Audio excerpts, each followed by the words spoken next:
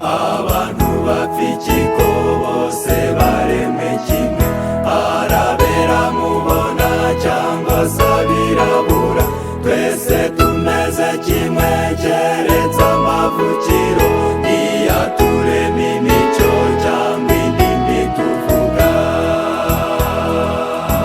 namwe mutekereze kuminja mu bitaro zose zirira kimwe ntiwazitandukanya ntawurira kizungu cyangwa se kirabura.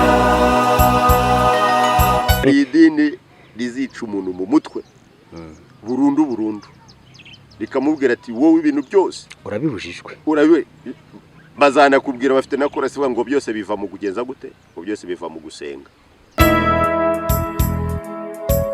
Abantu bavindimwe byo nta gushidikanya n'imiti ivura bamwe n'abandi irabakiza niyo bashyingiranywe bose barororoka no guhana amaraso burya birashoboka.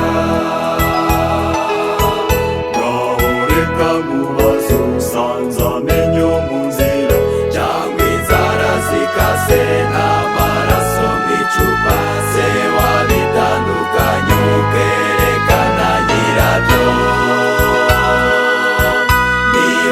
ntiwasobanukirwa twese twaremwe kimwe.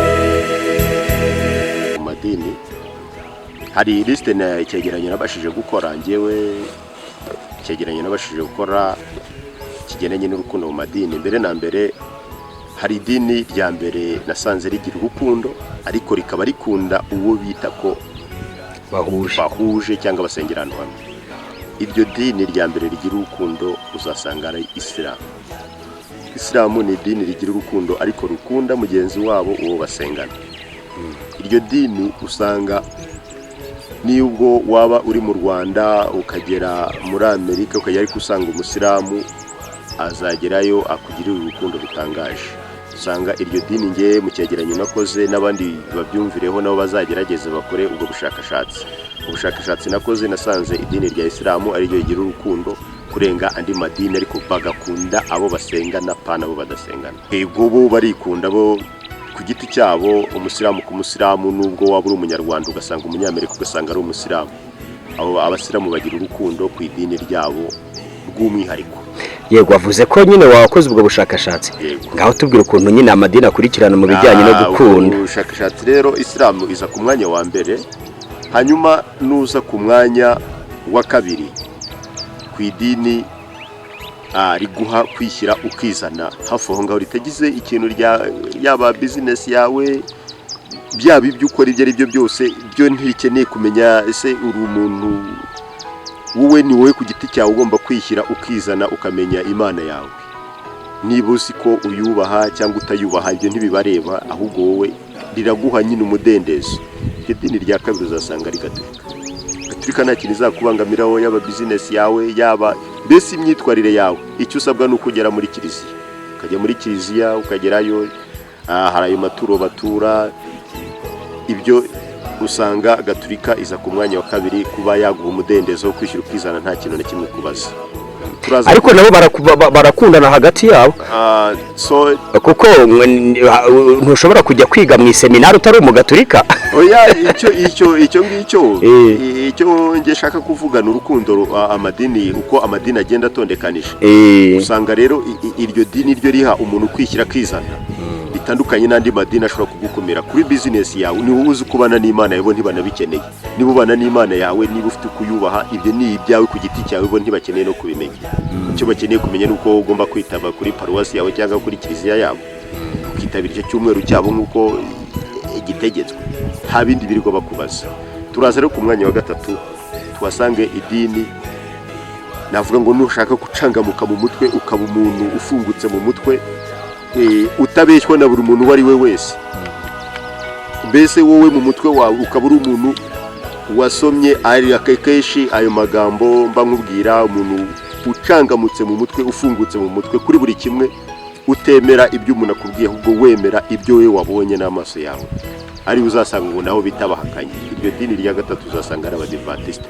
Abadivantiste umunsi wa karindwi. Abadivantiste umunsi wa karindwi. Akora bibasiye. Ntabwo bibasiye kuko jewe impamvu wenda nanjye reka bivuge gutya. Jewe ntabwo mbibasiye kuko ndavuga buriya abadivantiste n'abantu basoma ibitabo. Bo ntabwo bakeneye ntibakeneye kubajenjeka, bakeneye ko ubabwira. None iyo umubwiye ikintu atumva atazi atigeze abona cyangwa atasomye ntakikwemerera. Niyo mpamvu akenshi uzasanga no bita ngo nabahakanyi ngo wakora impaka bakakubwira ngo ujye impaka nk'iziki nk'iz'abadive.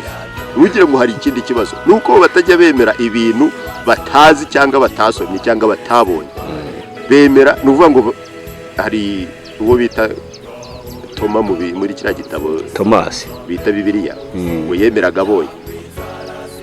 Yemeraga abonye. Uzasanga rero nabo bemera babonye cyangwa bumvishe kuko bo ntibakeneye kuko babasomera, bo bakeneye gusomerwa, bo bakumva ibyo bintu.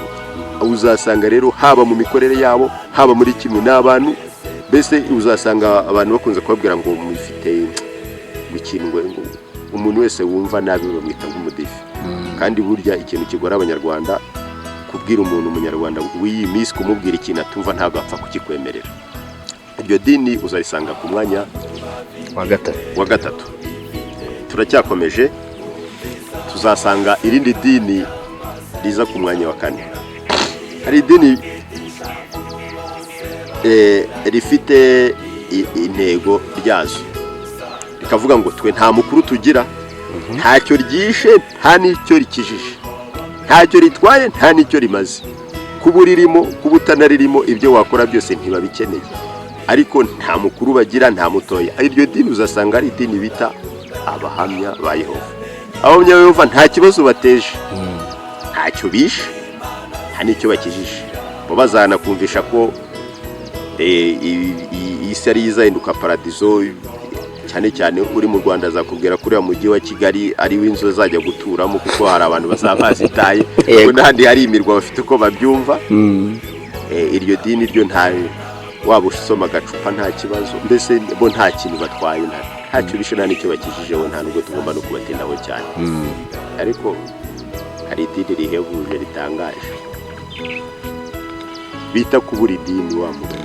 Ngo wabuze idini. Hari idini rizica umuntu mu mutwe burundu rikamubwira ati wowe ibintu byose urabibujijwe, bazanakubwira bafite na korasi ngo byose biva mu kugenza gute, ngo byose biva mu gusenga. Ngo byose ngo biva mu gusenga, bakakubwira ngo ibintu byose biva mu gusenga, kandi twese tukabyemera ko ibintu biva mu gusenga. Iryo dini rero bazanakubwira ushobora kugura n'imodoka y'igikarito, bakakubwira ko nusenga Imana mu gitondo usanga yabaye imodoka igenda.